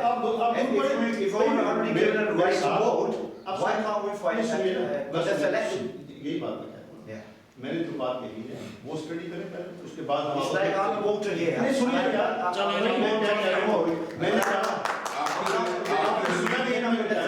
आपने सुना नहीं मैंने क्या कहा। मैंने कहा कि जो आप हल्फ वहाँ लेते हैं, उठाते हैं कामयाब होने के बाद, वो हल्फ और why not work on that in UK and get your national Pakistanis band here as well to fight election? बस सुनिए मेरी बात। This is what you say.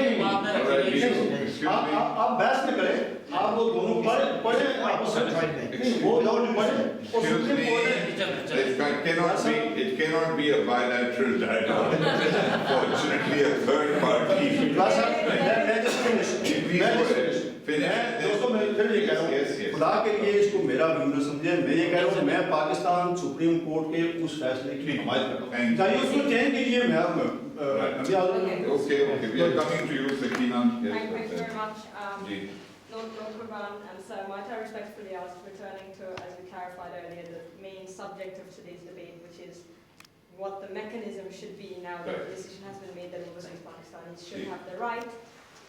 Might I ask what all of yourselves feel about the feasibility of the various options for that mechanism, be it in person at the High Commission, at local community centres, online or by post?